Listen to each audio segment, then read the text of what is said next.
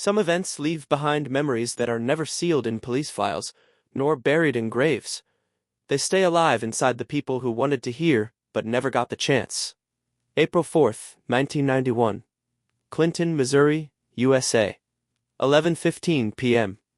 It was a small town, so small that people knew what their neighbors drank in the morning. So small that women stepped out alone at night without fear ever touching them. That was the biggest mistake.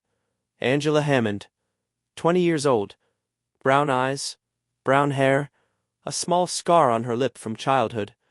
She worked as a bank clerk in Clinton and was also studying at Central Missouri State University. And she had a secret, a sweet one. Angela was 4 months pregnant. Her engagement to Rob Shafer was still fresh with happiness. Rob, her soon-to-be husband, a young man who dreamed of joining the army. Their world had just begun. A home, a child, a life. But life had something else planned for that night. At 10 p.m., Angela dropped Rob at his house. He had to look after his younger brother until their mother returned from work. The plan was simple. His mother would come home. Rob would meet Angela in town. They would spend time together. Angela went to her friend Kyla's place for a while. The night grew deeper. Angela got tired. She decided to call Rob and tell him she wouldn't meet him. She would go straight home. At 11:15 p.m., she went to the corner of Jefferson Street and 2nd Street. There was a payphone there just 7 blocks from Rob's house. 7 blocks. A 7-minute walk.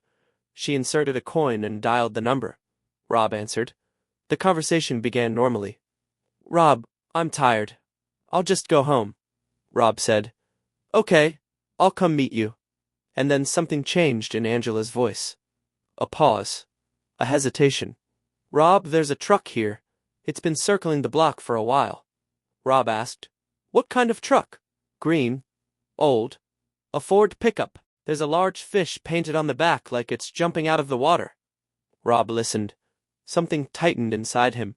The truck stopped. A man got out. A beard. Dirty clothes. He walked to the phone next to Angela and started dialing, like a normal call. Angela held her breath. Then the man went back to the truck, took out a flashlight, and started searching inside like something was lost. Rob said, "Angie, don't stay there. Get in your car. Leave now." And then silence. A moment of silence. Then a scream. A loud scream, deep, final. The line went dead. Rob threw the phone down, grabbed his car keys, and ran outside. 7 blocks. Just 7 blocks. He was racing toward the woman he loved, the woman carrying his child, the woman he had a future with. He sped through the night, and then he saw the truck. Right ahead. On the road. Inside it, a woman struggling with the driver. And then a voice. From inside the truck. "Robbie!" Angela was calling him by name. Rob stopped his car, threw it into reverse, and tried to turn around, and in that moment, the transmission broke. The car failed. His foot was on the accelerator. The car wouldn't move. Just 2 miles of chase, and then it was over. The truck's tail lights disappeared into the darkness. Gone. Forever. Rob stopped a passing car, asked for a ride, and reached the police station. He filed a report after midnight. When police arrived at the payphone, Angela's car was still there, her purse inside.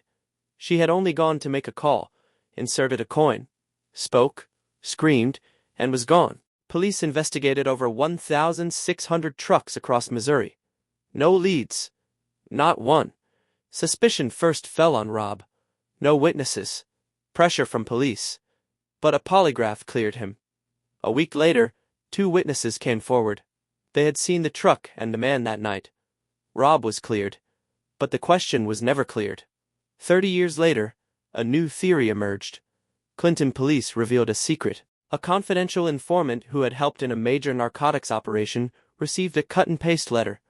Words clipped and glued together, like a ransom note. It said, "We know who you are. We have your daughter. Our deepest sympathies for your wife." The letter had correct details, the informant's secret court number and his ex-wife's name, and it was postmarked April 4, 1991. The same night, Angela disappeared. Investigators believed a criminal gang intended to kidnap the informant's daughter, who was also named Angela and lived in Clinton. But by mistake, only the face matched. They took Angela Hammond. The wrong Angela. The wrong time. A cruel mistake. Angela Hammond is still officially missing. No arrests, no suspect, no answers. Over the years, there have been unconfirmed sightings in multiple states, even one in Canada. But Angela herself was never found. Rob Shafer covered those 7 blocks in a moment that night. He saw the truck. He heard Angela's voice. He gave chase. But one U-turn took everything away. He stood there on an empty road, staring at where the taillights had vanished into nothing but darkness. Clinton, Missouri. A town. A payphone. One night, one question still waiting for an answer. If you know anything, Clinton Police Department, Missouri, USA. Angela Hammond. Date of birth, February 9, 1971. Still an open case.